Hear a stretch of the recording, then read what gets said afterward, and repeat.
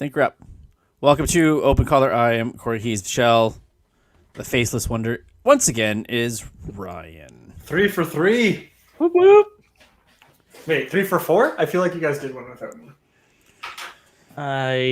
Yeah, Wonder Woman. Ugh. Shit fest. God. That's fine. I'm not mad. That was the worst. The longest and the worst. Apparently, everybody said it was not good.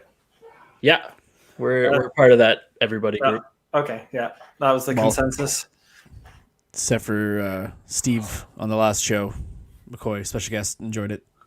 Oh, yes, that's true. He found faults, but he also enjoyed it. He looked past them. Good for him. We've done that with movies. Hey, you gotta be an optimist. We do that with some stuff too. But it's also just so much more fun talking about the faults. Isn't it? This is true. Like even for movies that we love, like, well, this doesn't make any sense. I mean, it's awesome, but just doesn't make any sense. So the entire third act Optimus Prime, who was heading towards the battle, somehow just disappeared and showed up at the very end of it? That's Poor right. writing. Well, it's only by the world's greatest director, Michael Bay.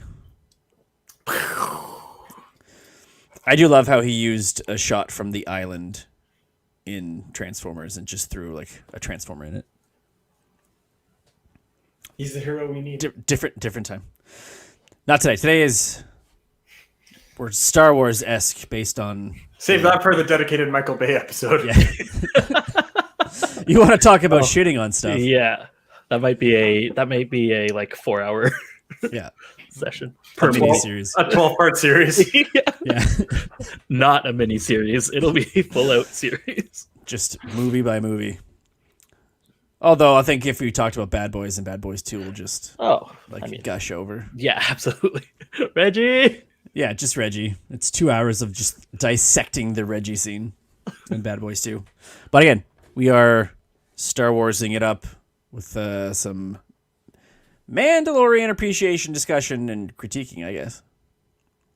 And then other aspects of the Star Wars universe, I guess. Because we never talked about Skywalker. No. Are we? And the rise of it. We might do it. Get that one. Well, we'll get there. Yeah. But first, so yeah, we all have seen the 2 seasons of The Mandalorian, which wrapped 3 weeks ago? It was, 3 or 4 weeks ago? well, Before Christmas December time. 18th was the last day. A full month ago. So 1 month ago.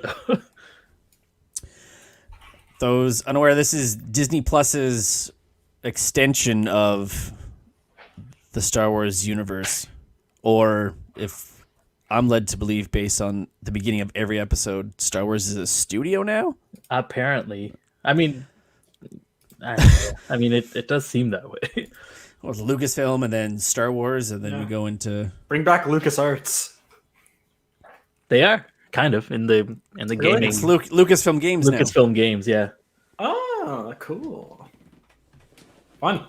Which is fun because, like, I remember some of my favorite games growing up were the TIE Fighter game. TIE Fighter, X-Wing. TIE Fighter, X-Wing. Those ones were awesome. And then Played a lot of Shadow of the Empire on N64.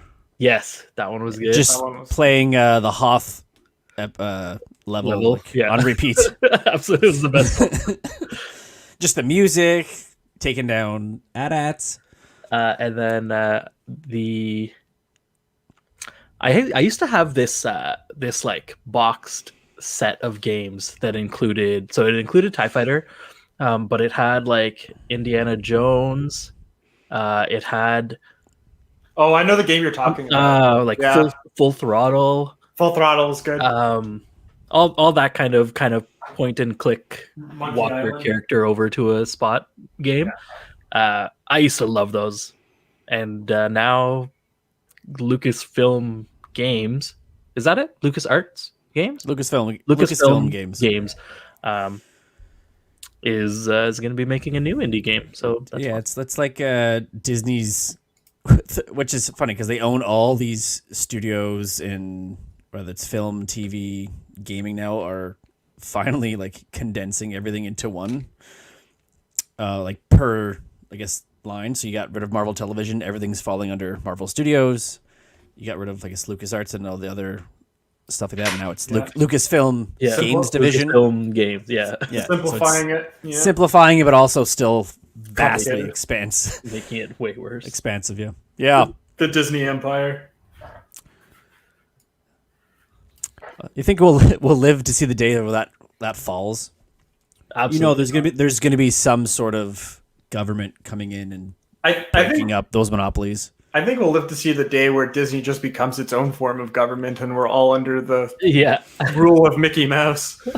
I, for one, welcome our round-eared overlord.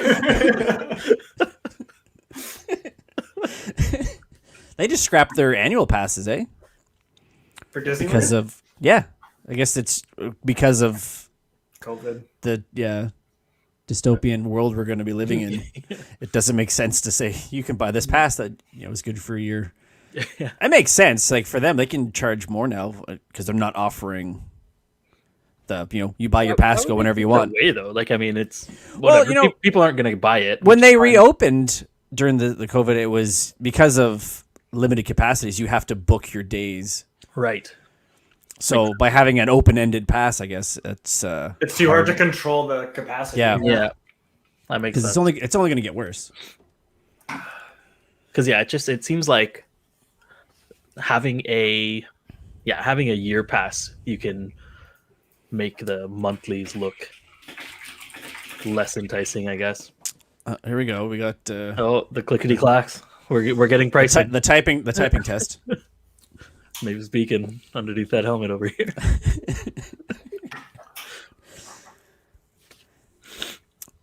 So Mandalorian. Yes. Is what we were to get back on track here. So it's the first official non-film standalone, but also not within the content. Yeah, not standalone continuity. Not the holiday special, not the cartoons. Not the Ewoks movie. Mandalorian Christmas Vacation. I can't wait for that. Yeah. It's gonna Mando goes Hawaiian. Yeah. Mandalorian 2, Mandalorian goes west. I'm pretty sure it's Mandalorian 2, Electric Boogaloo. Yeah. the streets. Yeah, the streets. I was saving that one for later. Too Fast, Too Mando.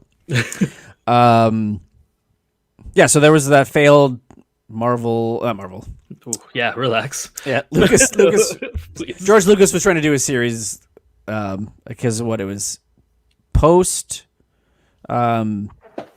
Sith, I think it was, but before A New Hope, but nothing to do with the Clone Wars, like the underground world of Coruscant or something. Like nobody cares about that right now. No, like, unless right you're unless you're super deep into the lore mythos and the comics and all that kind of stuff.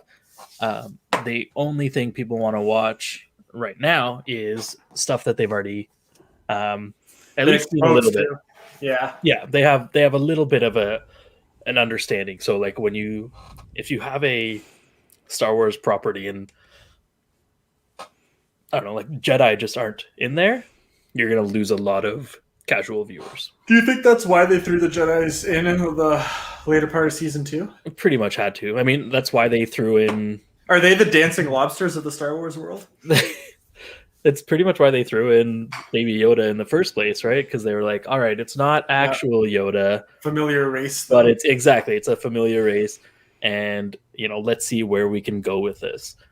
And then now, I don't know, who knows what's going to happen after season 3 with this guy. Well, I don't think it was coincidence that they didn't choose to name the kid until later on, because I think a lot of people were like, "Oh my God, that's Yoda," and they're yeah, sure, whatever, it's Yoda, screw it, right? Yeah, knowing full well that it's not. You can think that for now. What difference does it make? Idiot. Yeah. But now that it's like part of the lexicon, no one's calling it Grogu. Yeah, it's true. No one's it's still no or the child. It's still Baby Yoda.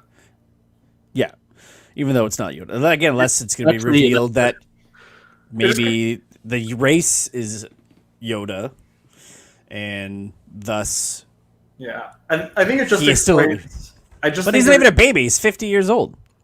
he's a baby in Yoda years. Yeah. Probably. I guess it's like Dog what, years. an elephant? Like, like Yeah. elephants carry for what, like 18 months or something like that, and they come out so they're basically a year and a half old, but they're really still infants. Yeah. I think it's a good yardstick for how casual Star Wars viewers have become over the years. If you compare the stereotypical nerdiness of the fans in the 70s and the 80s and stuff like that, it's gotten a lot more casual. It's gotten to the point where you can just call it Baby Yoda. Yeah. Well, you pretty much have to call it Baby Yoda for people to know who you're talking about. Yeah. Imagine 20, 25 years ago calling a Star Wars character by the wrong name and not getting immediately scolded. Right? That's true. Are you On a kidding? web- It's not Han Duo. Get out of here. On a web forum by a 400-pounder in his basement. Say it With right. his wrist guard on. Out there. Yeah.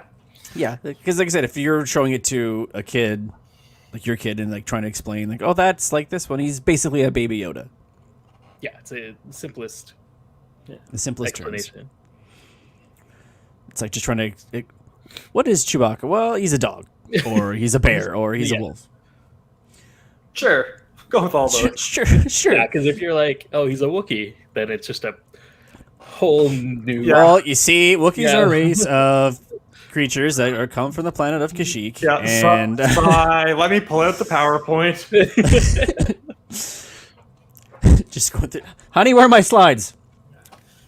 Next slide. They all fall over.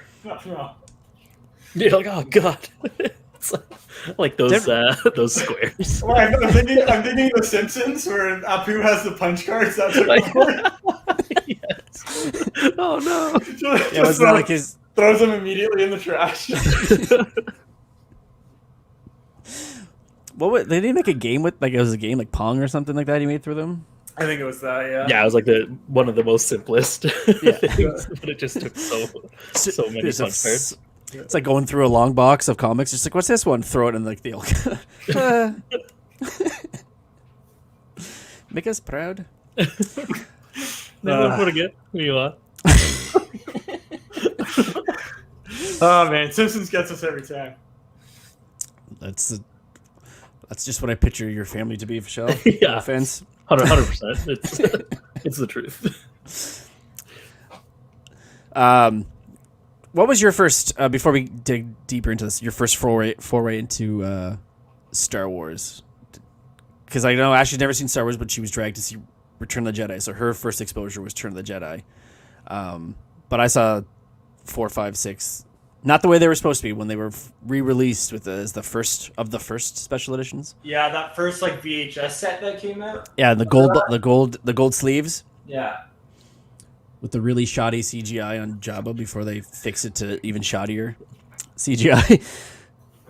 Yeah, mine was pretty. Like a lot of my older cousins were into it, so I remember like seeing them before the like re-releases and all that stuff. Did you see them any of the re-releases in theaters?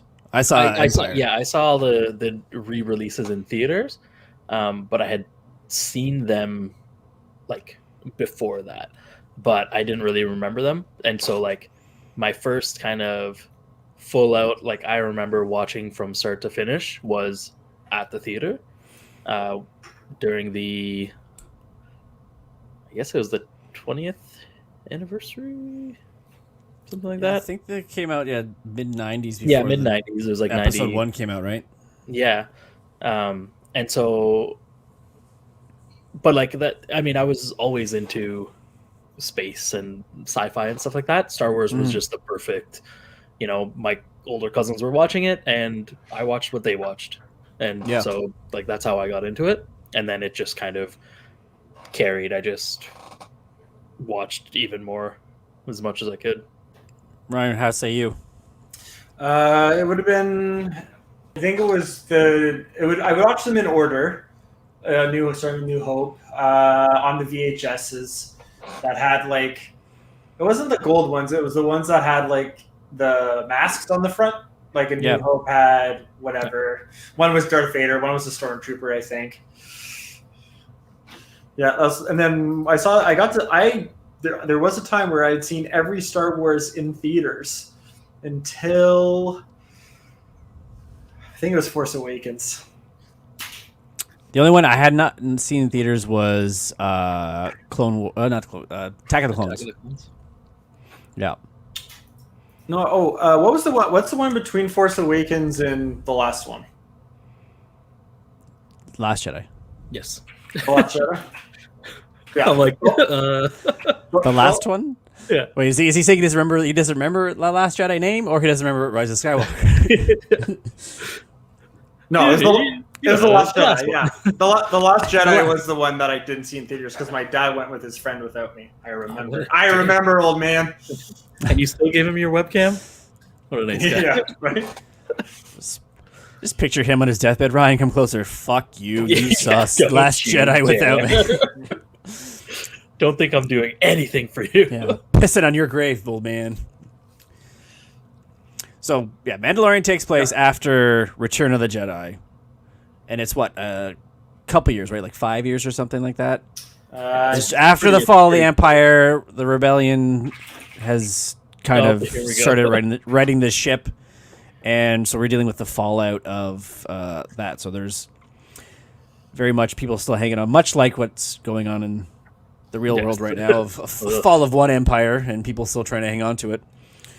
I think for me, even without the sequels, because it's not, following the story of Luke Skywalker or Leia or Han or whatever, setting it after the fall of the Empire, which is what we were introduced to as the big, tyrannical power, and then picking up after them falling and seeing how the other guys are going to take over is like the best way of doing it, especially if you're going to do it in this practical style that we were accustomed to watching before.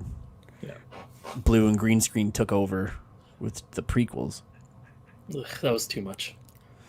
I like the new technology they're using for Mandalorian. Seems pretty Yeah, because cool. it's kind of it's designed for you to shoot practically, but have your backdrops Yeah. be your...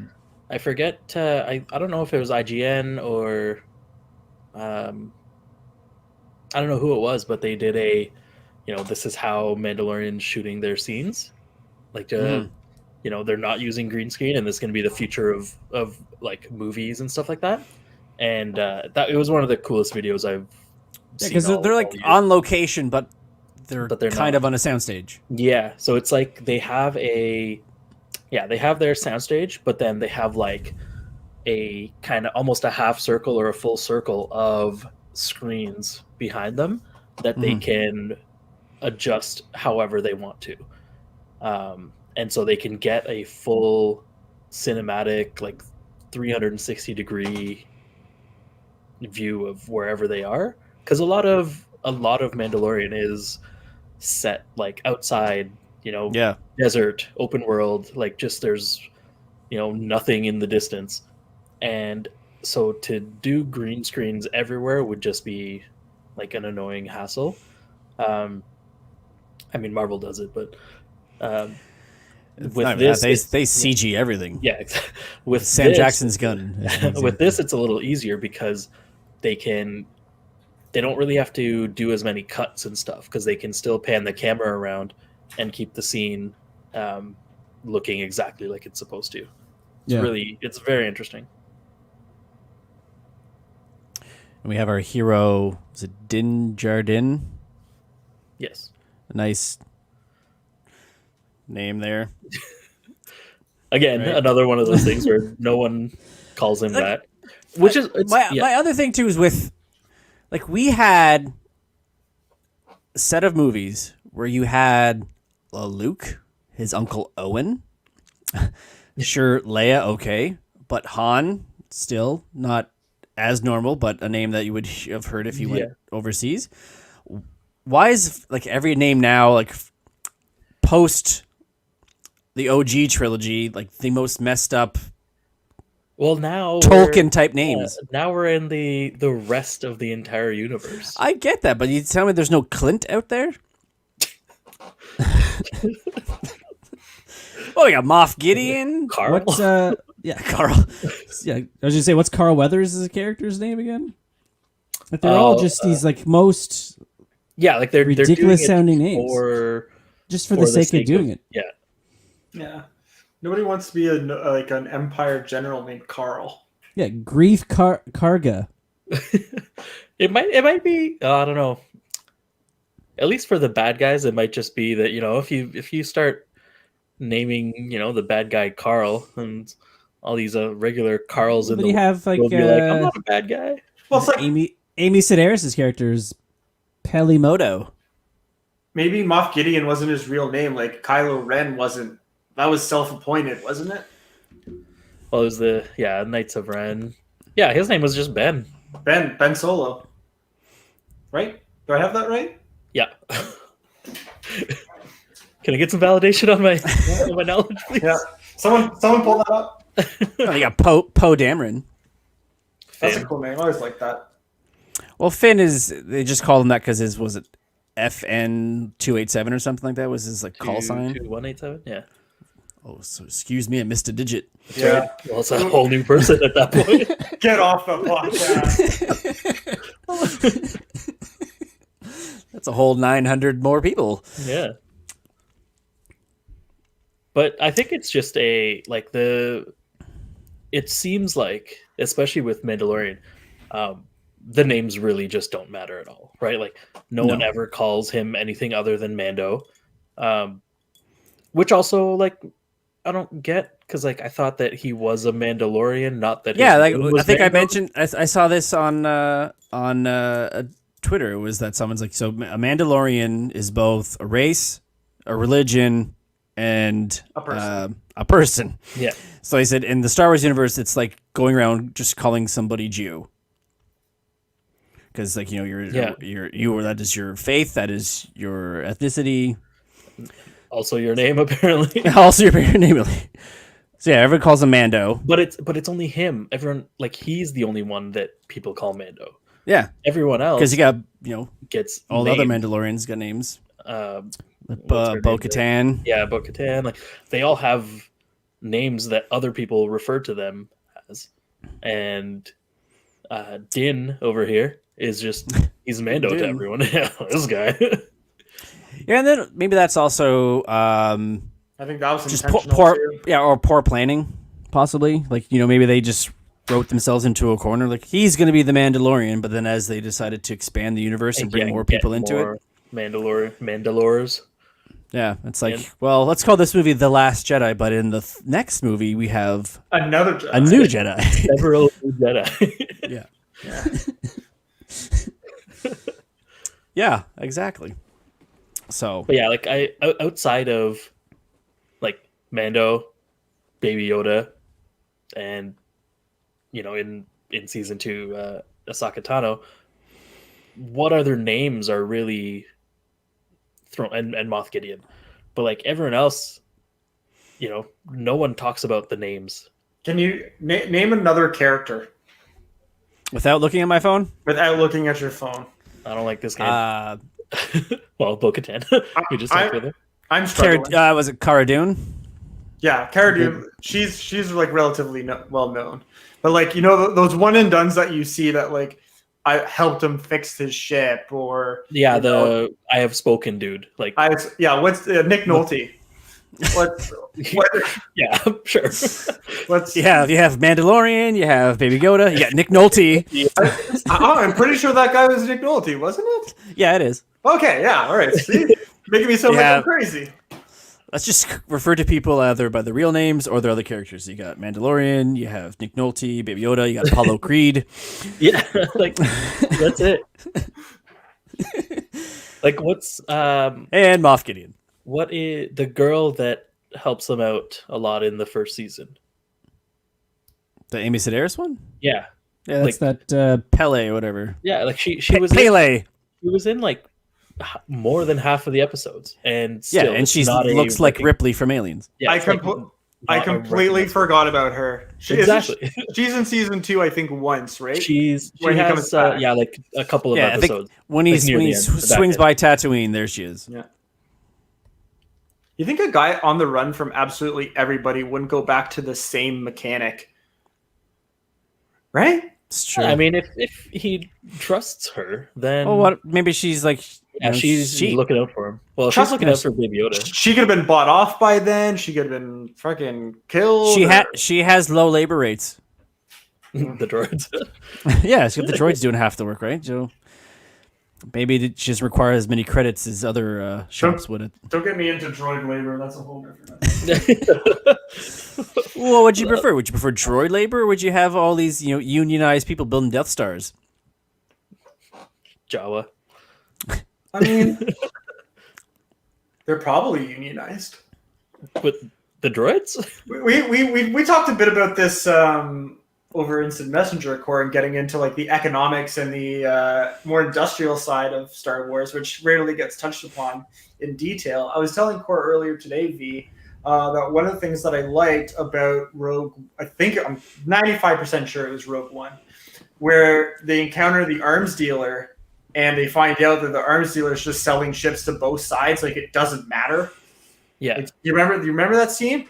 And Yeah. I remember it being so intriguing, being like, wow, Star Wars just isn't always about the good and evil, rebels versus empire. Like there's actually a whole world that exists outside of that where nobody really gives a shit about the perspective of good and evil. Yeah, they're in it for the economy, but like the economic. Yeah, I guess Exactly. the closest I would say it had to that would have been like the brief beginning of Phantom Menace with the trade Federation. Yeah, like they're working with everybody, right, just to make a buck. True. Yeah. That I mean. But not like this where you hear like that these was guys are such a- selling to these guys are selling to these guys. Yeah, I'll never openly credit Phantom Menace, but yeah, like I'd like to see more of that sort of, that dynamic instead of look, there's a Jedi again. Yeah, again.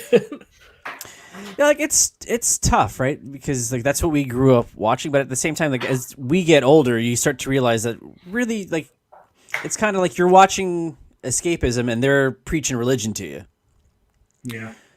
Like you have these people who are growing up believing this type of belief system that these guys are, to channel the Force, you have to believe in the teachings of these people and da da da da da.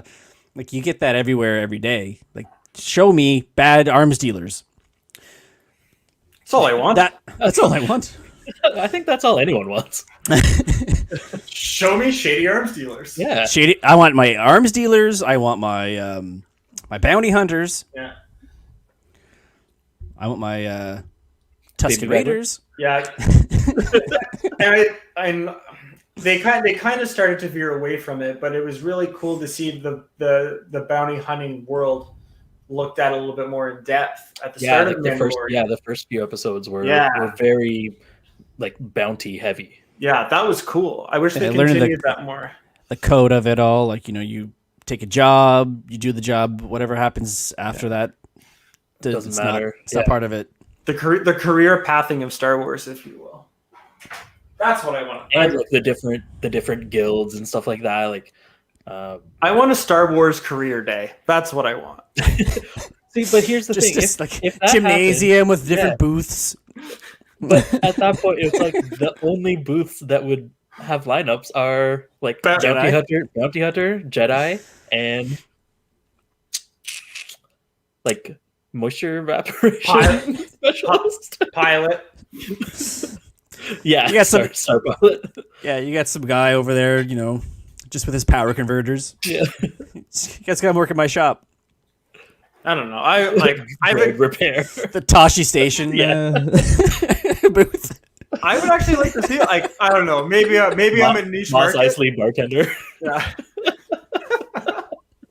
Maybe I'm a niche market, but I would want to see those variety of things. Like, how does salvaging work in Star Wars? You just got some like mother dragging the kid in. He's like, no, like, I'm not doing this. I'm I want to join the Cantina band. You don't know me, Mom. Yeah. I just want to rock You and out. your, just you and Dad keep going to the Jedi Temple on Sundays. He's not even my real dad. Yes. Damn it, Clint. Go ahead, just check my metachlorian levels. You know he's not my dad. Yeah. Metachlorians. And then, yeah, so the biggest reveal, I guess, in season 2, because I said season 1 is basically just do your job, and then he decides he doesn't want to do his job and keeps the kid. Yeah, and every episode is just a new way that he has to protect the kid. Yeah. Or Protect the kid, and then a it's new take the kid to find his race, and that's like how the season ends. And then we learn in season 2 that no, you don't need to have him find his people. You need to have him to find a Jedi. Yeah. Which, to Ryan's point, is now we brought him in just to the point of Was it necessary? yeah. was it worth it? Was it worth it? It's for some people it was. Yeah. The reveal at the end. Yeah, I mean, I it's not that I didn't enjoy it. I did. I don't know. I felt like it was a bit of a cop-out. Oh, absolutely. Like, well, we'll get there, but yeah. So season 2 starts off where he's like his ship is destroyed. Mangled. He has to go kind of get it fixed, but he goes to Tatooine. He has to find a seeking out Mandalorian. Mandalorians. The Mandalorians will help him find where this kid comes from. Where this kid needs to go. And then he goes to some random part of, and like this is another one. Like as soon as they said the word or the planet Tatooine, I'm like, ugh, like you have an infinite number of planets that you could choose. You couldn't help yourself. You had, But to you can't choose. go to Jakku because we don't learn about Jakku to the movies.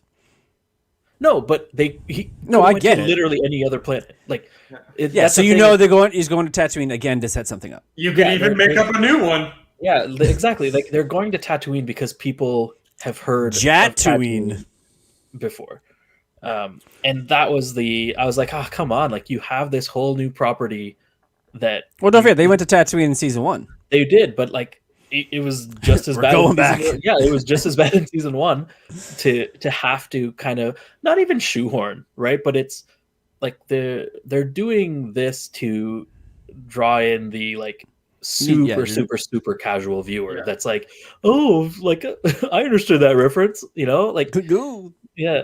So are they going to mention Alderaan? yeah, like, oh. You just wait. But like all the they're all those things they're just bringing back to appease the people who but like have no idea. as what's you know, going on. like It's a catch-up mechanism, basically.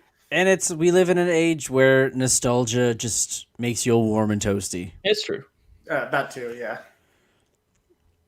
It makes people feel like they haven't missed anything in the past 30 years. Yeah, like they right where we left off, Tatooine. Yeah. I'm sure nothing has changed. It just shows his ship flying over Uncle Owen's farm, and there's this skeleton still there. Yeah, no, they're buried now. But yeah, so then he goes to find this Mandalorian who has very familiar looking armor. 'Cause it's Boba's armor. Boba's armor, and we're like, oh shit, is it him? Nope, it's not him. No, it's Timothy Oliphant.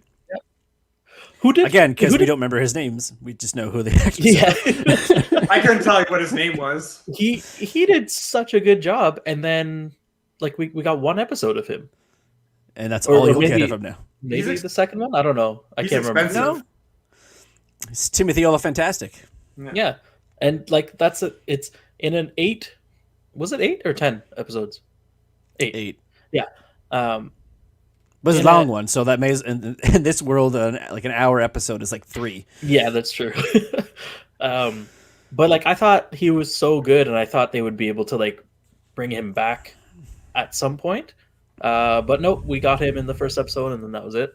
And I was like, all right, We got a lot of like one-off backstory on Sand People, the Tusken Raiders. Yeah, that's true. Sign language and a whole. We got a bit of that in the first season too, right? This was in depth. Yeah, this was super. Like learning like how they operate. Yeah. Like deals. Oh, this is what Ryan wanted. Thank you. Finally. Yeah, but you could have done a lot less of the for like 40 minutes. Yeah, I could have. It's like you're not watching Animal Planet here. It's not SeaWorld. They're very good business people, though. Yeah, and if you frighten them off, they'll come back in greater numbers. Exactly. And then they had the fight with the Tremor. Yeah, That's all I kept thinking of. Just watching sandworm, Tremors. the dune sandworm. That was another thing, kind of. So it seemed like each episode of Mandalorian, first season as well as this one a little bit, was just like, if you're playing like an open world game, you have your main story and then you have your like side quests, and it seems like every episode is just a side quest. Like, yeah, you completed the main story, so now you're just finishing the game. Yeah, he's like, okay, I have to find this Mandalorian. Finds him, realizes that he's not actually a Mandalorian, and then the whole episode is just doing tasks to get back that armor, which is like not really a main story point. It ends up being, useful later on, but it's like it could have also been like, oh hey, you can't help me, you're completely useless. All right, I'm gonna move on to my next thing. But he wouldn't have known the armor existed if he would have been completely in the dark otherwise. Yeah, wouldn't have even known. And it would have been fine. It wouldn't have changed his main task. Well, and the other thing too is he makes the big point of, you're not Mandalorian, give me that armor. It belongs to this dude. Is also not a Mandalorian. He is a foundling who's just raised in it. So sure, he's adhering to the code, right? He's more. Yeah, he's a Mandalorian. But nice. Thank you. But he's still not like legit. Yeah, because he was one of the religious, he got labeled as one of the super extremely religious zealots, right? He came from the elitist. Yeah, the elitist Mandalorian, the Mandalorians, if you want. I really like that. Yeah, because I'm pretty sure that's mentioned in the first season, right? By those people who don't like him. What the other the Mandalorians? Oh yeah, because he goes out and it's like you're not really a Mandalorian. You're just a poser or whatever. Yeah. Well, he's just taking all his money and converting it into armor. Like a he's Beskar steel, man. He's the only one leveling up. All the other ones are like, I'm saving mine. Gotta get your gear upgrades, man. Yeah. Save enough for that jetpack. That's right. Oh, everyone can fly now. Yeah, it was funny at the end of season 1 where everyone's got jetpacks but him. Yeah. I was like, wait, what? And then he gets a jetpack and of course. You can't let him not have a jetpack. You can when it's crucial to the plot. Yes.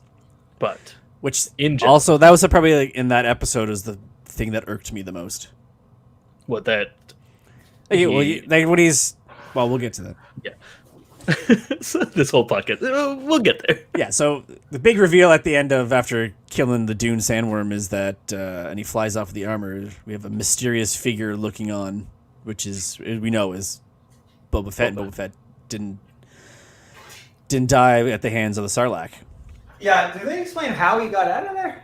He just got out of there. He was not slowly digested over 1,000 years. Yeah.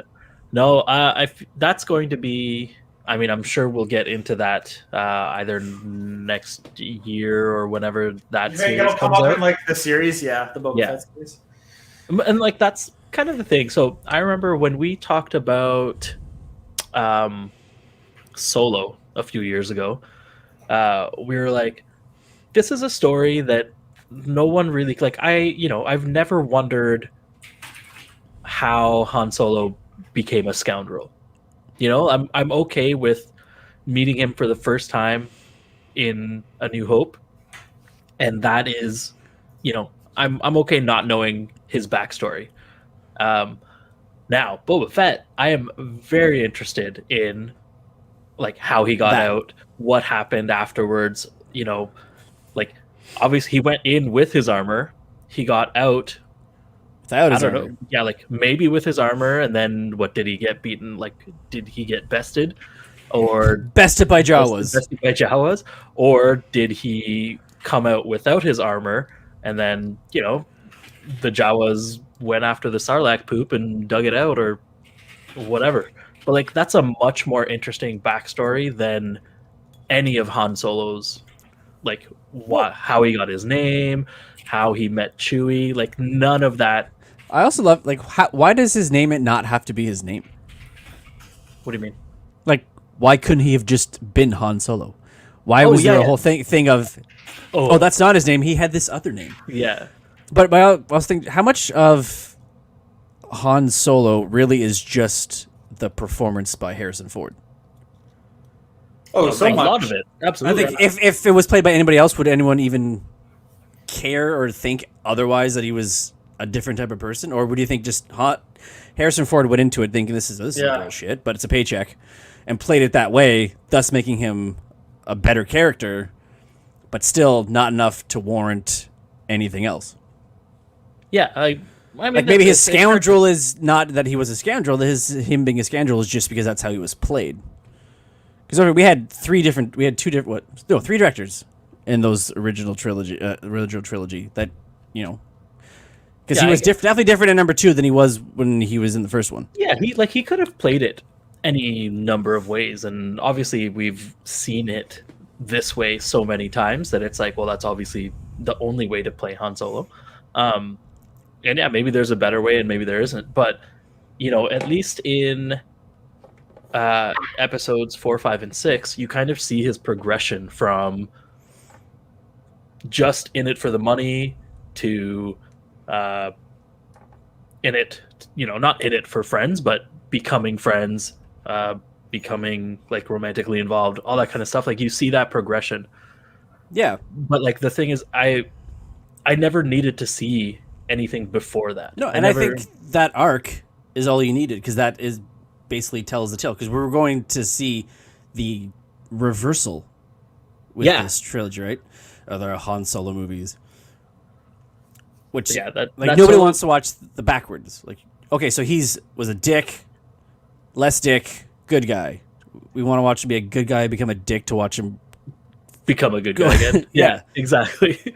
But like, yeah, it's that whole movie was just a waste. Like, it was like 2.5 hours just for us to end the debate of parsecs. Pretty much. The Kessel Run. The Kessel Run, yeah. It's basically going to be like the Black Widow movie is just going to they're going to be in Budapest at one point and be like, there we go. They did it. They said Budapest, and now I know why they said Budapest in like 7 movies over the MCU. Yeah, like the only thing that is like remotely interesting about that movie would be the inclusion of characters that we haven't seen since other movies, like Thunderbolt Ross, just to see how he was before Hulk. Yeah. But see how his path led to him, I guess being Secretary of State or whatever. Yeah. Other than that, yeah, no. But that's the problem. Like, I hate prequels. Like, they're entirely unnecessary. Even to have 1, 2, and 3 of this. Like, we knew Vader was bad. We knew where Vader came from. It's just like Han Solo. We didn't need to see him go from kid to bad. We knew he was at one point good.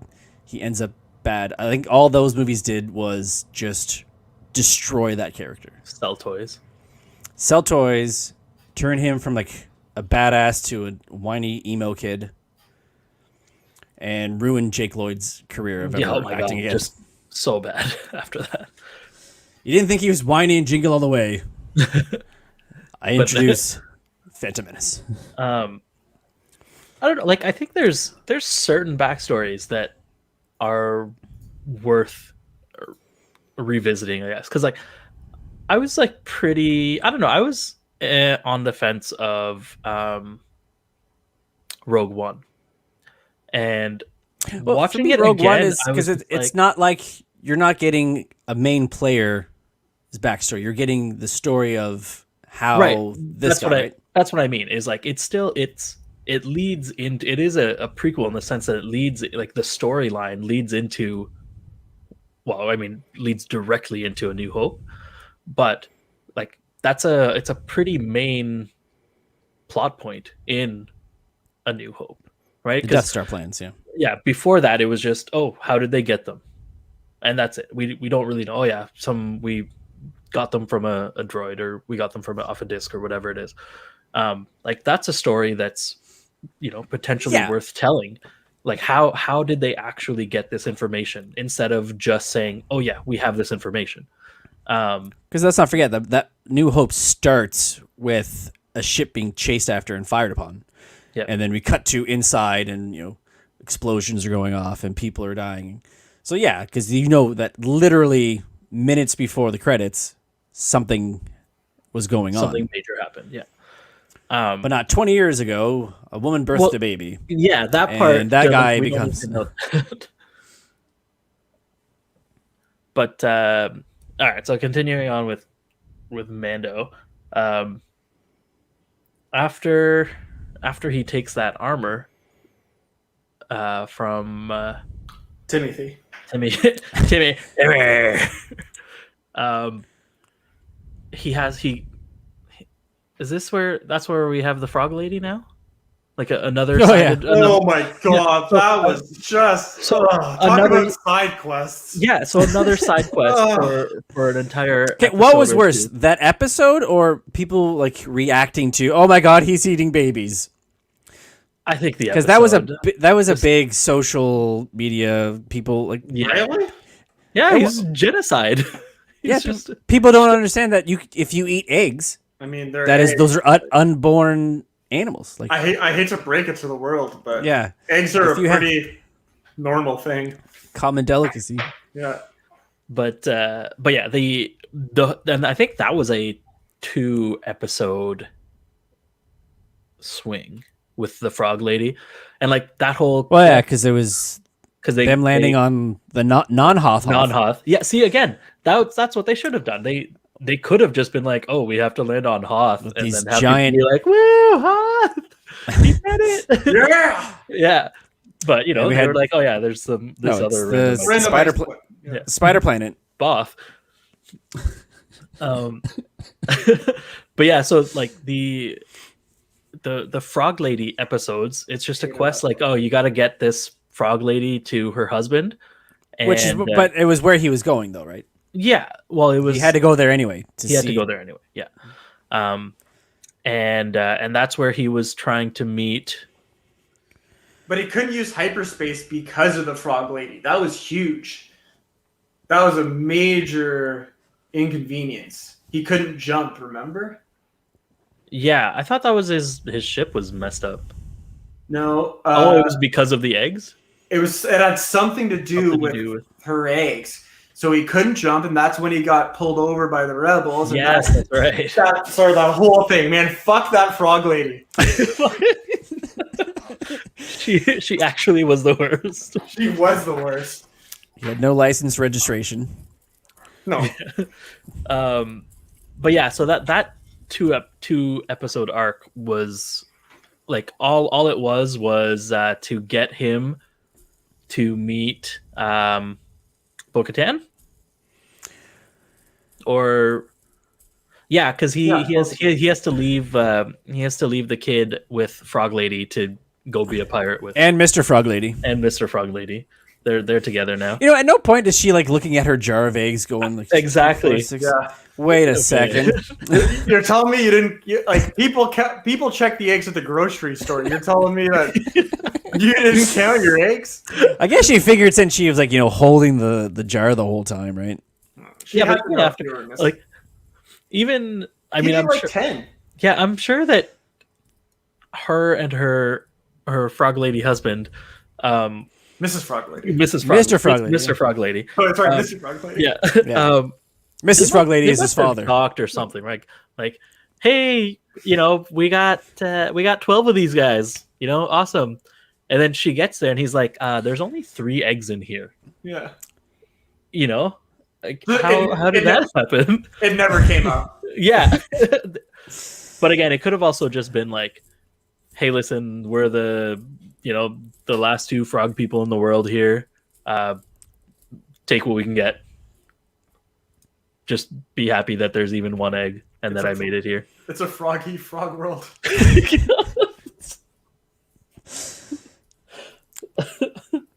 And a baby Yoda gotta eat an egg. Yeah, it's a Grogu eat frog world. Yeah. So yeah, then so I can't remember. So he ends up getting captured, right? Mando on ship, or no, he's on a ship to get from point A to B by some folks, and they don't like his kind or something, and We don't appreciate your kind around here. and they try to kill the kid and then kill him, and that's when Bo-Katan shows up.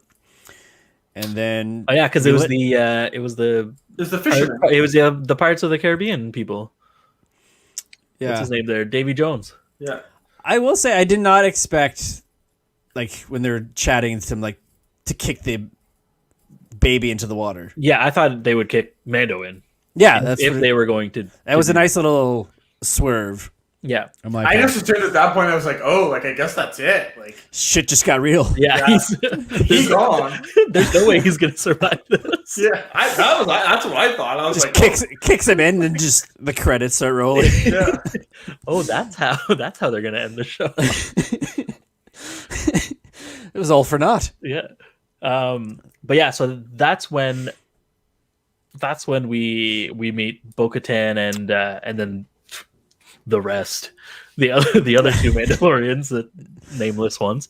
And then we also learned that the they Mandalorian faith is just like is shit. She's like, oh, you're one of those. Yeah. Because doesn't take his helmet off, and It's like he's one of the ancient like hardcore Mandalorians. Like, Yeah. relax, man. Yeah. he's You can- Mandalorian Orthodox. Yeah, you can He's a take your helmet tryhard. off, and Yeah. that's true. He listens to Mandalorian rock albums and Goes door to door, festivals. preaching his Mandalorian faith.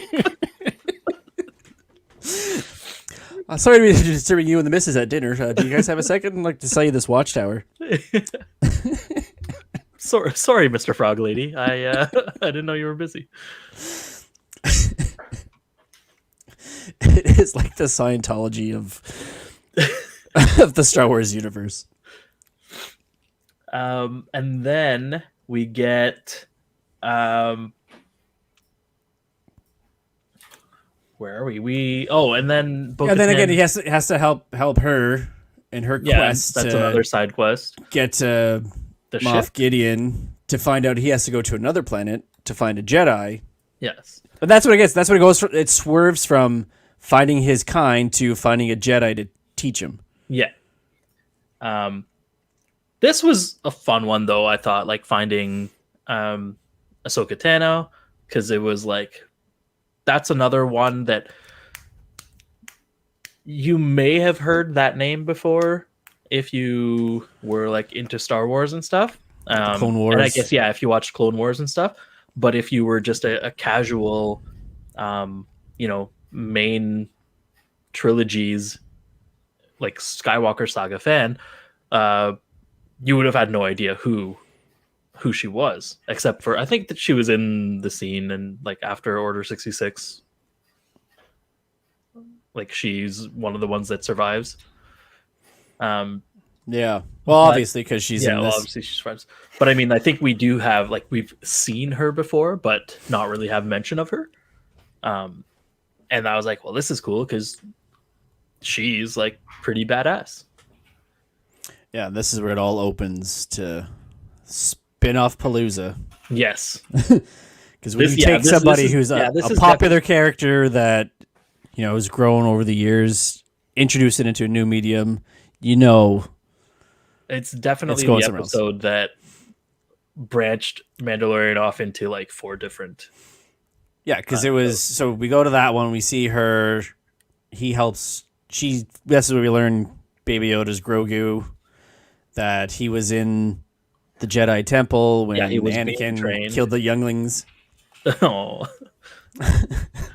What do we do? But yeah, so then he was trained by, or starting to get trained by Jedi. Yeah, and then now someone he has to go when back. Anakin was attacking, someone snuck him out, which then opens that can of worms as to who was that? And then she fights somebody, and she's looking for General Thawne, which is another name from, I don't know if it was Rebels or also the Clone Wars. I think Clone Wars still, but so I'm, then they yeah, so that tells you what her show is going to be about, tracking Yep. him down. I'm sure with many side quests.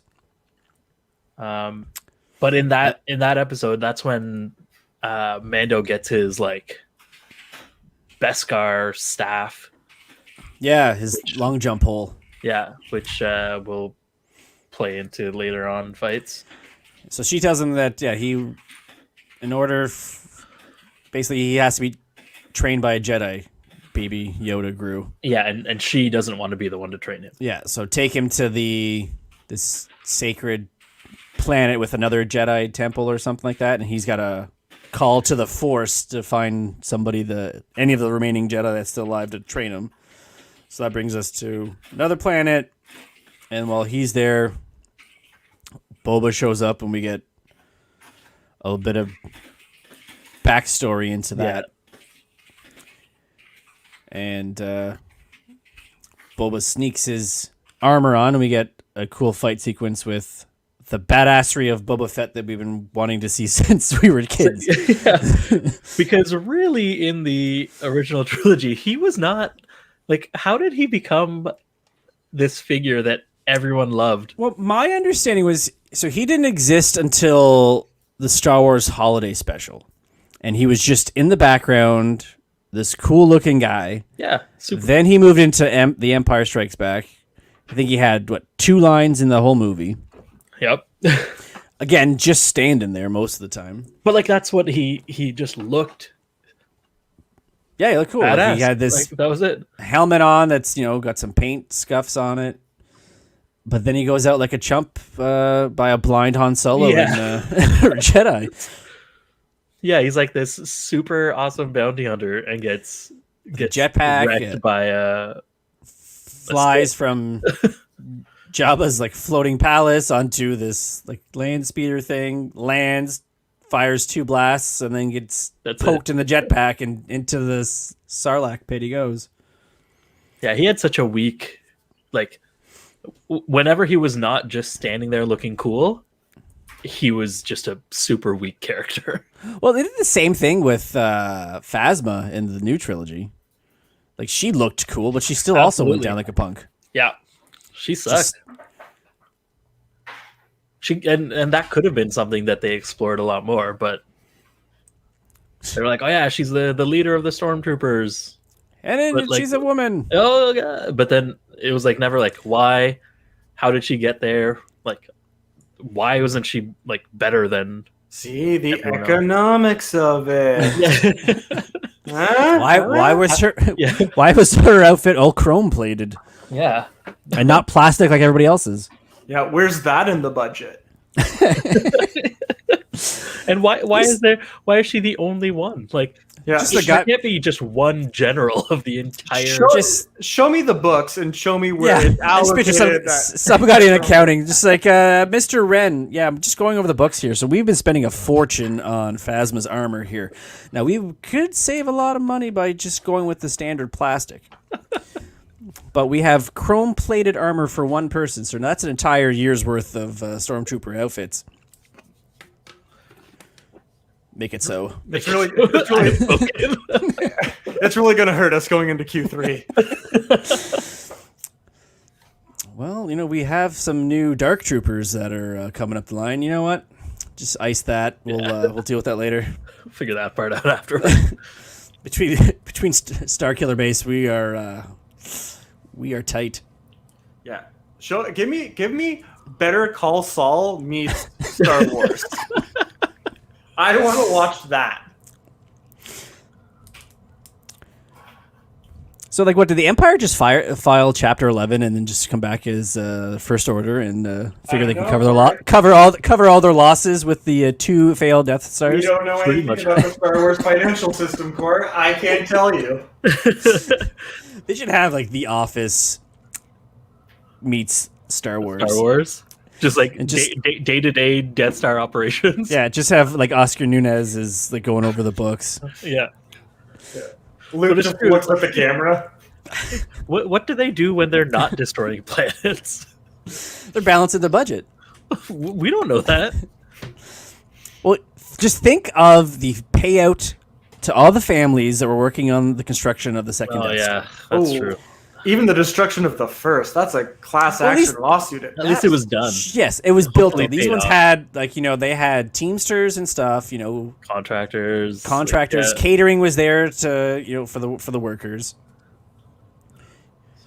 Unless like yeah, exactly. Like the 401ks, I'm sure they saved it by not having to match. that's true. That's nice. But yeah, This is the exciting stuff, personally. This is a story we need to see. This is why I come on the show. well, we did get in the last episode. We got mentioned of the first time someone actually mentioning the I know it's the bad guys. It's the relics of the Empire. Talk about how many friends I lost on those 2 Death Stars. Oh yeah. Yeah, that was cool.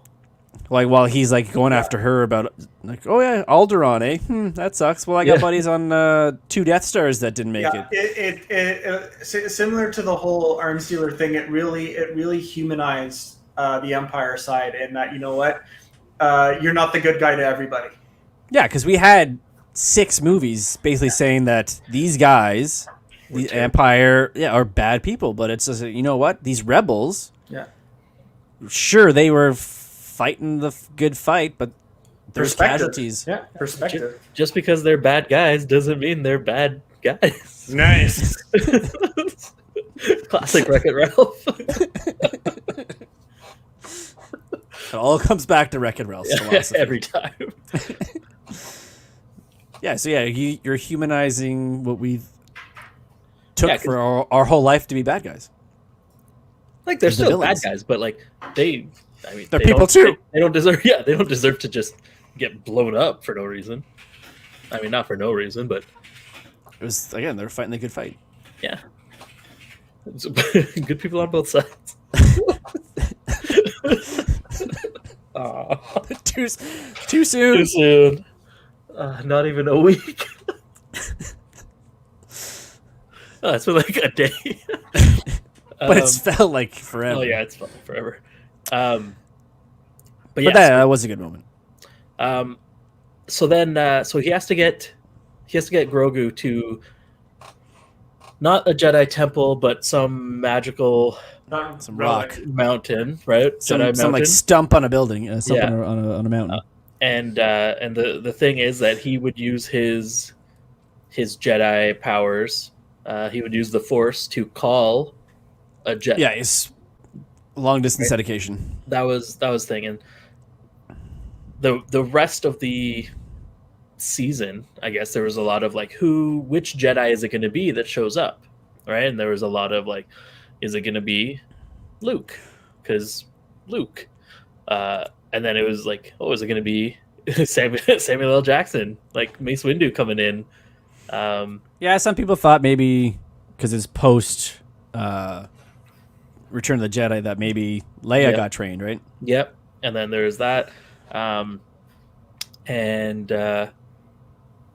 even I think there I thought I saw something like, even though Osaka Tano was like, yeah, I'm not gonna do it, but then people were like, oh, maybe that was like a test that got to get him to this rock and like prove that he can reach out to her or whatever and have her come back. Yeah. So it was all like, who is the one that is going to come and get him? No, you only afford Rosario Dawson for one episode, Yeah, that's right. much like Timothy Olyphant. But then what happens is none of them come and get him because Moff Gideon and his Dark Troopers See again and flashback when Mando went back to see Apollo Creed to get his ship fixed. We had somebody that was on Gideon's payroll that put a tracker in the ship where they're building up. So this is why I guess he kept going to Tatooine. Yes, potentially. Needed that. Back to Ryan's things. Why are we seeing these wheeling and dealings of these ship repairs and whose payroll they're on? Want to see those books. Someone's cooking the books. Yeah, so Moff Gideon shows up. But again, when we have Boba Fett, laying out why that's my armor, I am a Mandalorian, we get a little backstory about Django. Yeah, like he's the not he's that Django, Django Fett. Yeah, he's not Jamie Foxx. But that he's his dad was like him. Similar. Yeah, he was also a foundling. Mandalorians took him in, and because Boba's his clone, therefore he's also him. ish. But and that's the stupid thing is during that conversation it was like agreed upon. You I'll put down my jetpack if you stop shooting and stuff, which I guess is even. Yeah, like if you don't shoot me, I won't fly away. Yeah, but I still have guns. But that whole episode was like, it was backstory, exposition, and Basil exposition, and then the bad guys, the Dark Troopers, getting Baby Yoda. Oh, and also I like to call them like Rock'em Sock'em robots because that's what they look like. They definitely look like it. Like if only they had a little bit of color, then they wouldn't be dark. That's true. But and then we also see that what's his name, Mando's ship gets like blown absolutely just destroyed. Which is Mando season 3 when we get Boba's ship being kind of the new main. Slave One is back, bitch. Slave One is back. Which again, that was another like just awesome thing. I was like, it was definitely one of the coolest ships in all of Star Wars. It's cool. I still find it ridiculous. Like, oh yeah, like you have to lay down. Like you have to climb up, lay down, and then get it going before you can sit upright. I mean, a lot of ships are like in Star Wars. A lot of them just don't make sense. But it was. Cool. I mean, it's definitely one of the cooler looking ships. And it's back. That was another. Here you go, Star Wars fans. You don't get the Falcon, but you get Slave One. Exactly. Yeah, the Dark Troopers take Grogu, and then we have another side quest before we go back and get him. Of course, we need at least one more side quest.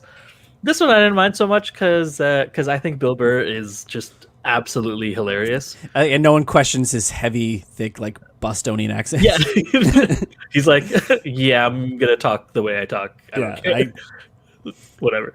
But that was fun. I liked seeing him again. I think Ryan, you and I talked about this. I think about that episode leading into the last episode is that we are forced into a position where Mando's got to take his mask off. Oh yeah, we have talked about this. And then, as we know, what happens in the last episode, he does it again. So it like deflates the like. Oh, it gets deflated so quickly. Yeah. So in this one, they have to, in order to find out where Moff Gideon's cruiser is, they have to like hack into the, I guess, Empire Light database. But yeah, Bill Burr does want to go in there because they know who he is. They might recognize him. So Mando goes in, takes his mask off, and we have like a good, 5-7 minutes of face full Mandalorian. But the other thing is, like, it seems as though that face scan thing is like is this person, like, should this person have access to this information? Why would his face be okay? Be like, why wouldn't it be like, face not recognized? Yeah, who's this? Yeah. I think it got glossed over quickly. I think it was one of those things. They're going to scan your face, but I think at the same time he was like hacking it possibly. It could be more of a signature, like when somebody like, oh, like who looked at these blueprints? And, okay. Maybe that. Yeah. Yeah, I guess if you go like when you go to an ATM, it's recording you just in case you try to steal money. Yeah. Sort of, yeah. But that was kind of I don't know. At first I was like, well, this sucks. Like they just ditched the whole I'm never going to take my helmet off situation. But at the same time, I was kind of like maybe him and Bo-Katan had a chat after their little quest there. And he, his eyes were just open to how, potentially ridiculous it was that he was believing in, the olden ways, the Mandalore ways. The Mandalorian. And so he was like, you know what? It wouldn't be the end of the world. I wouldn't be any less of a Mandalorian, especially since his reasoning was, I'm only doing this to be able to save the child. But still, it was also just like, I'm sure it was, they're just like, we need Pedro's face on here. We're paying him the big bucks. Yeah. The rest of that Timothy Oliphant money goes to showing his face. Yeah, that's right. The best part I thought of that episode was the when they were sitting with that captain and talking about like the wars and all that shit that going on about like the people that he lost. And stuff then that he Bill did. Burr like actually is like, yeah, like I was there. You weren't all that. Yeah, like, I was there next to. I was the only. He was the only survivor of his team, or maybe like from his squad, but one of the few that made it out of there. And yeah, so like that was another. Yeah, that just show that that was his turning point, right? That was Bill Burr's turning point into his fork stuck in the road. Yeah, and he's like, all right, I'm gonna go with the good guys now and help them out. So that was another side quest that we had to kind of push through. But yeah, that leads us straight to the final chapter of this season, which is the get him while he's captured. Yeah. And this, it was, I thought it was obviously the best episode in the season. It kind of flew by the quickest because there was so much happening. I do like how they had little handcuffs for Grogu. Yeah. It's like, where do they even have those lying around? They're adjustable, I guess.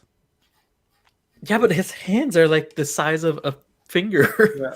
There's no way you just had those on hand for like tiny. And they're power dampering ones too. Yeah, very very comic booky there. Maybe they made them specifically for the kid. Well, yeah, they must have, because like so this is not the first attempt they had on. Again, show me the books. Show me the budget. We are spending an awful lot of money on baby-size handcuffs with power dampening powers in it as well. We're putting in a lot of resources to make one pair of handcuffs. You literally do not need a second. Sir, R&D is just blowing through this quarter's budget. Yeah, this is a productivity nightmare. First of all, you haven't caught the baby. You haven't seen him in months. You're not even entirely sure you're going to be getting your hands on him. I don't think we really need to be spending the money right now. Not to mention you have all these dark troopers that are just draining our hydro bills. Yeah, you got to keep them plugged in all the time. You got to keep them plugged in. They got to be. Oh they got to be. God, they have to be charged up, cooled. ready to go. Yeah. Man, those things take a lot of power. It's like booting up like a Windows 98 machine. It takes like 45 minutes. So then we have Bo-Katan. Basically, all the major players are involved in this, except for Boba, who's the diversion. Yep. So we got with a fresh new paint job, which irked me. I mean, they probably just stopped in at Tatooine again. Yeah. Same mechanic. Yeah, of course. You got a spray can. I'm looking for green and red. You might have some left over from Christmas. The Christmas special. Yeah, that's like the quick divert to get a paint job is always It's like in the monorail episode of The Simpsons. I'm sorry I suffered that haircut. Yeah, so he comes in, he creates a diversion, they get on the ship. We fight our way up to Moff Gideon. The main hull there. And then we have the Mando, Gideon, Beskar, Pole versus Darksaber battle. Which I thought was very cool. Very fun. Well done fight scene. And we found out that Beskar steel is stronger than a lightsaber. That's or right. at least a Darksaber. We kind of not found that out, but in the episode with... Well, I know they mentioned that it's a like the toughest they fight. Yeah, like they... steel out there, like adamantium or vibranium. Yeah. But doesn't Sakatana fight what's her name? And they go lightsaber to Beskar staff. And it doesn't... Oh yeah, I guess so. They don't really... they're matched up pretty equally. This one I thought was cool. Like, I mean, at this point, his whole armor is Beskar. So, a lightsaber strike still wouldn't have done anything to his armor, which was good. Like, I think he used that to his advantage a little bit too. But eventually, he bests Moff Gideon, and they kind of trap him. And earlier on, and we still have like 15 minutes. Yeah, so like earlier on, they pretty much do an Aliens style move, and all the dark troopers get ejected out into space. The airlock, or yeah, but then this is when they start coming back in, and start trying to get through the. And they're all on the bridge. I did see somebody mention, maybe it was another podcast I was listening to. They were pointing out that this show did right what Endgame botched, in that they had scenes with all the most powerful women of the series kicking ass, and it didn't seem forced. Yeah. Rather than an Endgame where the girls just show up and they do like the splash page money shot of them standing there. Yeah. And you're like, okay. We get it. We get it. This is, you didn't think twice about it. It was just, yep, this is what they do. This is what they're doing. Yeah. But yeah, so then we see a single X-Wing fly around. Yeah, and this point when I'm watching it, I'm thinking, no, it's not going to be. Yeah, exactly. Yeah, because we've seen X-Wings in earlier episodes. I thought maybe it was going to be like, somebody just showed up, been anyone. getting lost or something. Yeah. But then we see the scene where the mirror image to the Vader scene in Rogue Which One, was where it's just so good. We get to see the green hue of a lightsaber, and even then, still I was not sure. It still could have been anyone, but at that point, you're like, oh, X-Wing, green lightsaber. Pretty much. Yeah, like you knew it wasn't Mace Windu with his purple lightsaber. You knew it wasn't Osaka Tana with her like double white lightsaber. So you're kind of like, unless it's a brand massive new swerve. Yeah, unless it's a brand new Jedi that we don't know. Which hello, I'm Duke Skywalker. I'm Luke's evil twin brother. Duke Skywalker. He has an eye patch. Evil Luke Skywalker. Yeah, and 2 functioning hands. I lost an eye. I didn't lose a hand. An eye patch and a goatee. Yeah.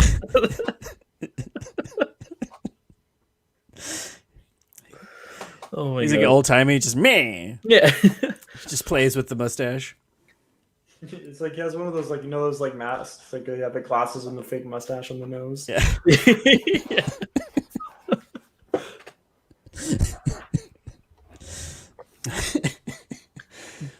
But yeah, I would be all for that. Yeah.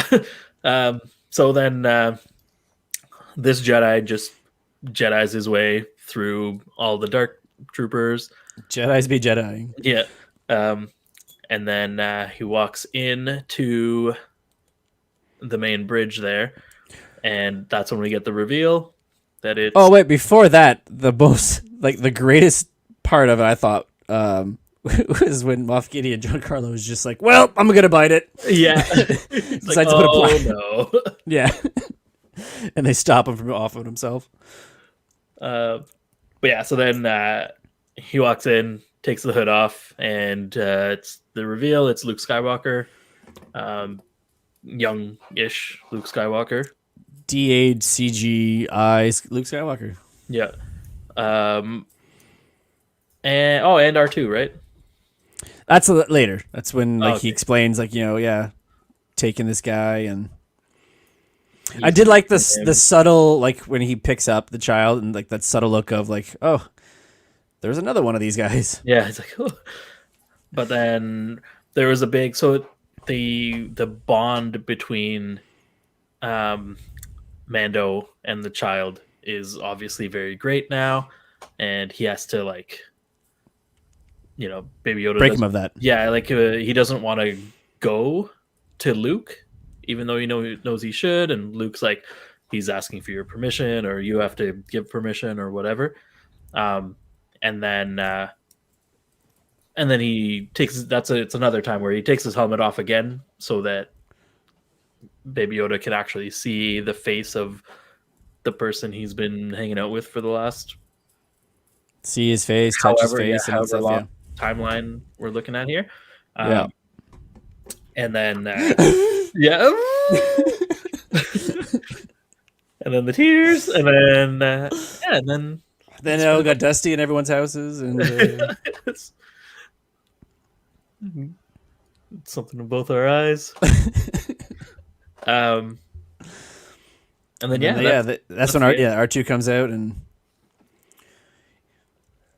you think R2 was like, that fucker, he's back. Yeah, God, That little guy stole your fucking light.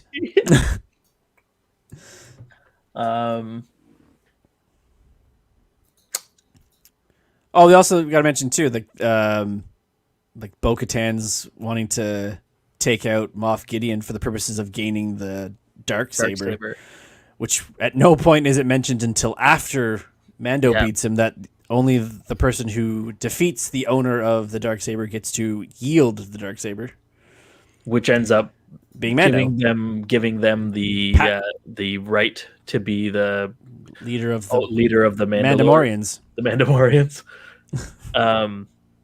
So that's I guess that's going to be. So I guess she's the villain. I guess if season 3 were potentially, and he doesn't even want it right at first. He's like, "Oh, that's okay, you can just have it," and she's like, "No, it can't just be." Yeah. Please. Snacker shit. It's very, very much like Harry Potter. The wand has to be you have to win the allegiance of the wand, and in this case, could they just do a fake fight, a WCW NWO thing where Hogan comes out and just fake punches somebody, he falls down, and then you pin him. The eye poke. Exactly. Yeah, the eye poke. Down you go. 1, 2, 3. She's the champ. A chair made out of Beskar. Oh God, that would hurt. But it's Bo-Katan with the chair. Oh my God! So that's obviously what season 3 is going to be about. Yeah, cage match. Right? It's going to be that is Mando going to hold on to it and be the king of the Mandamores, or are they going to figure out a way that Bo-Katan will a custody battle? Yeah, court case. Exactly. So that's what Mando season 3 is going to be about. But then we also get Boba Fett's going to have a new series, which will be the next one. Yeah, there's a delay in season 3 of Mandalorian. Yeah. I also got a question too. If the hook was to get people in with Grogu, Baby Yoda, and that's now wrapped, do you think that there's going to be go visit him on weekends, or I think do some Skype calls, or I'm curious to see what they're going to do, because or Luke's you know what, he's too far gone. It can't work. You can have him back. Yeah, I don't think we're going to have a lot more Baby Yoda, right? It's just going to be, it's obviously new properties now. So Mandalorian season 3, Boba Fett's story, Sakatano's story. And I think this is where viewership of all of those is going to go downhill numbers wise. Just because I personally know a lot of people that were only watching the show for Baby Yoda. And Girls, probably. and Ryan, don't. Ryan was all in on all just Baby Yoda or bust.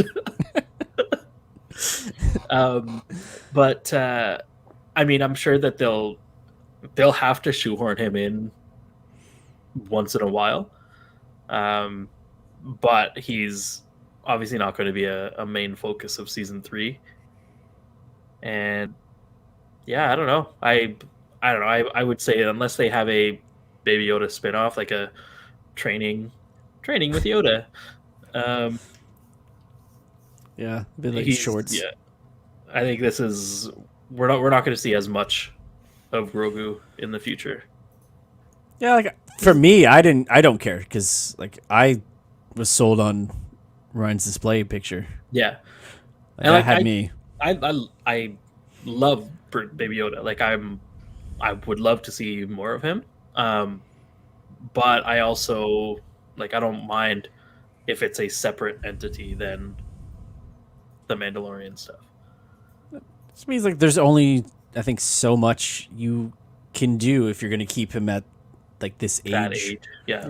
The infant toddler age. Yeah, because I mean, yeah, right now it's basically just it would just be training montages, right? Like he's going to win. he's going to the Jedi Temple to learn how to be a Jedi. If now, right? if they had like Rocky-esque montages, I'd watch that. Yeah, but it's like it's a minute and a half. Yeah, Like, but that's all. They have those like playing, like yeah, like the commercial breaks of Mandalorian season 3 is just yeah. him in a little headband and like trunks and running shoes. It's Grogu with like Luke on his back, Yeah, running through the forest. I don't know how he's gonna carry Luke, but whatever. Whatever. Lifting some rocks and stuff. X-wings out of the muck and stuff.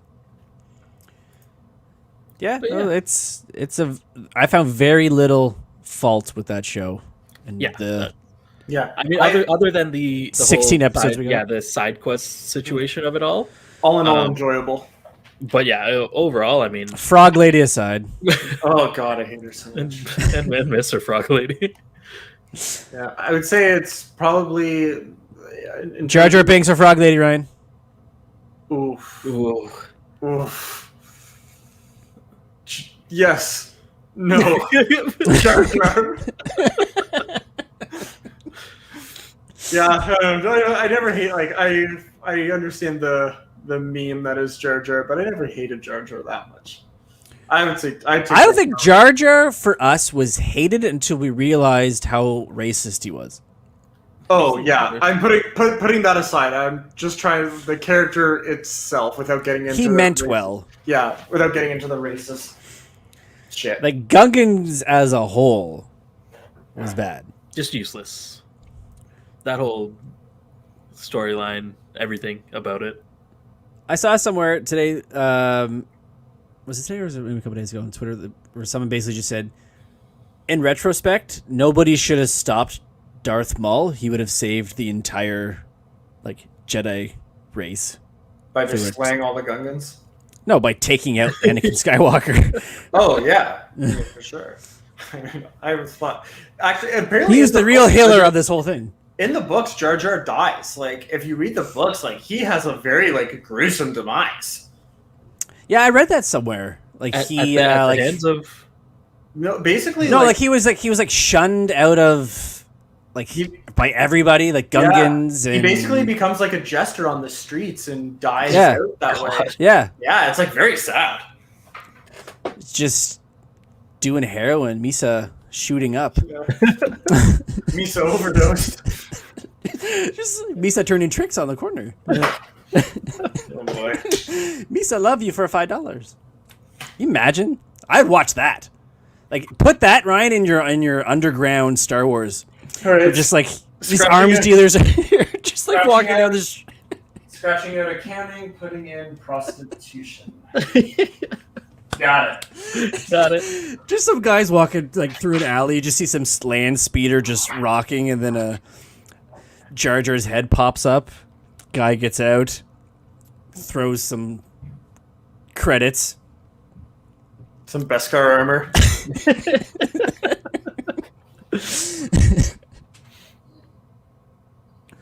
Oh fuck yeah! Oh jeez, that was ominous. Yeah, I think that means we're running out of time. I think so. An hour and a half. That's but yeah, it wasn't like Wonder Woman complaining. It No. was appreciation of Yeah. The love. the love.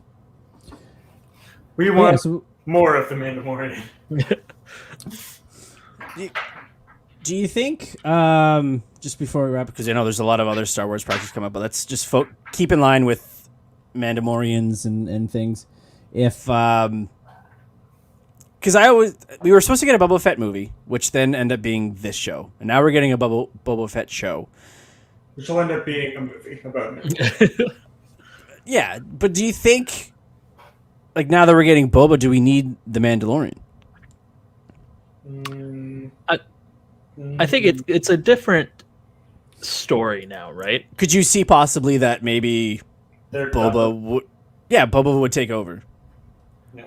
Because I know a lot of people were like, especially like guys I work with, were talking about this when they had, at that one scene in the first season when, what's her face, like Fennec or whatever, the one that ends up working with Boba later, when she's supposed to Fennec, yeah, when she's appears to be dead, and then somebody walked up. People are like, oh, you can hear like what sounded like spurs. Thought maybe it was gonna be Boba Fett. Like, oh no, it was probably Moff Gideon, and he never saw her again until we saw Boba Fett. Yeah.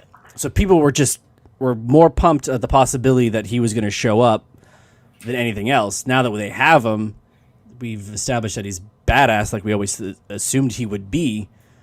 Do we need this guy who's obsessed with a child? I think now, like, Mandalorian's story is diverging away, right? It's going to be about the Darksaber and stuff like that. And so their stories are going to be different. Like Boba Fett's journey and Mandalorian's journey are going to be two very different things that probably aren't really going to be crossing paths or anything. So like it's going to be two separate shows, and but I think they'll be very different shows, even though the characters might look the same. Well, one character on each show might look the same. Yeah, the Mandalorians. Exactly. But like, With, I guess going back to the Boba Fett, so like we're gonna have a backstory that we know. We're gonna have settings that we know. We're gonna have characters. Like we go back to Jabba's palace on Tatooine, and he takes out Bib Fortuna, who we learned that I guess took over for Jabba after Jabba got taken out. A little bit. And then now, you know, Boba's sitting on the throne of a mob boss, which might end up being what you want, Ryan, is that we're going to have a show that's going to focus on the criminality of Tatooine and the mob, space mob. Yeah, that's what I want. That's all I want. That's all I want. Criminal underworld of a galaxy far, far away, which was somehow a long time ago yet in the future. Can't wait. All right. That's a wrap, I think. That's it. That's all. That's it. That's all, folks. That's right. All right. Whew, got it all in my system. So that is. I thought it was going to be. Sorry, I thought it was going to be a bit more ranty, actually. I said to him not to type it out, to save it for the show, but he went on for 2 good paragraphs. Got I it, said if he got did- it, got it all out of his system. Yeah, if we did any more, that he would have to just read the conversation. Sometimes I just can't wait. That's right. No. He understands. Yeah, he gets it. He gets it. It's better than, I guess it's better to get it out than being Bernie Sanders sitting in. Yup. Which I think will be our display pictures at some point. Just Just him, yeah. yeah, Being So- being at a theater. it'll be us with Spider-Man 3. Yeah. Oh, Home for God. the holidays. Okay, that is Open Caller for this week. Follow us socially, Twitter, Instagram, Facebook.com. It's Open Caller Pod for Fischel, the Faceless Wonder, Ryan, and myself. This is Corey reminding you to keep it casual.